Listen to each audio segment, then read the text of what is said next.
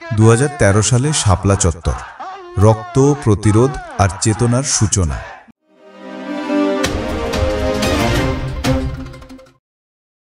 আসসালামু আলাইকুম ওরহমতুল্লাহ। সংবাদ সংক্ষেপে আপনাকে স্বাগতম। শাপলা স্মৃতি সংসদের উদ্যোগে অনুষ্ঠিত হল শাপলা কেন্দ্রিক বিভিন্ন কাজে অংশীজনের সম্মাননা ও সম্মিলনী 2025। গতকাল শনিবার 30 অগস্ট 2025 আন্তর্জাতিক মাতৃভাষা ইনস্টিটিউট মিলনায়তনে শাপলা স্মৃতি সংসদের উদ্যোগে এক অনুষ্ঠানে বক্তারা বলেছেন, আওয়ামী লীগের 1.5 দশকের দুঃশাসন ছিল নব্য জাহেলিয়াত, যা আইয়ামে জাহেলিয়াতের নির্মমতার মতোই।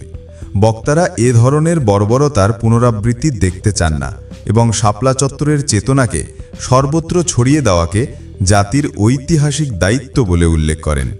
অনুষ্ঠানে বাংলাদেশ খেলাফত মজলিসের আমির ও শাপলা স্মৃতি সংসদের সভাপতি মাওলানা মামুনুল হক বলেন, শাপলা চত্বরের রক্তের স্রোত থেকেই 24-এর গণ অভ্যুত্থানের সূচনা হয়েছে। তিনি ডক্টর ইউনুস ও অন্তর্বর্তী সরকারের প্রতি জুলাই ঘোষণাপত্রে শাপলার কথা না আসায় অসন্তোষ প্রকাশ করেন। তিনি আরও বলেন, শাপলার চেতনাকে ভবিষ্যতের বাংলাদেশের মাইলফলক হিসেবে প্রতিষ্ঠা করার লক্ষ্যেই শাপলা স্মৃতি সংসদ গঠিত হয়েছে। মামুনুল হক বিএনপির ভারপ্রাপ্ত চেয়ারম্যান তারেক রহমানের প্রতি ফেসিবাদ বিরোধী ঐক্য সংহত রাখার আহ্বান জানান এবং সতর্ক করেন যে এই ঐক্য বিন্যস্ত হলে তার দায় বিএনপিকেই নিতে হবে। জামায়াতে ইসলামীর সহকারী সেক্রেটারি জেনারেল আব্দুল হালিম বলেন, গত 15 বছরে আলেম সমাজের ভাবমূর্তি ভিন্নভাবে তুলে ধরা হয়েছিল, যা এখন পাল্টে গেছে। তিনি ফেসিবাদকে নির্মূল করতে ইসলামকে বিজয়ী করার জন্য সবাইকে ঐক্যবদ্ধ হওয়ার আহ্বান জানান। অন্য বক্তাদের মধ্যে হেফাজতে ইসলাম বাংলাদেশের নায়েবে আমির মাওলানা আব্দুল হামিদ বলেন, শাপলার শহীদরা ইমানি শক্তির প্রতীক এবং তাদের আত্মত্যাগের উপর ভর করে ইসলামী আন্দোলন এগিয়ে যাবে।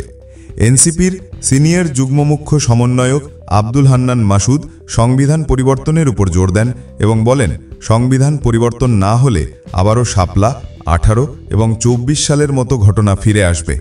বিএনপির সমাজ কল্যাণ সম্পাদক কামরুজ্জামান রতন বলেন, ইসলামের তেহজিব ও তমদ্দুন রক্ষায় আলেম সমাজের বজ্রকণ্ঠই ইনসাফ বজায় রাখবে।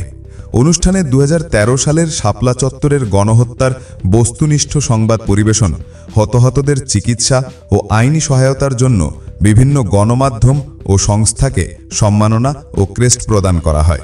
এর মধ্যে উল্লেখযোগ্য হল Amar Desh, Diganta television, Al Jazeera, Islamic television, Islami bank হাসপাতাল এবং মানবাধিকার সংগঠন অধিকার।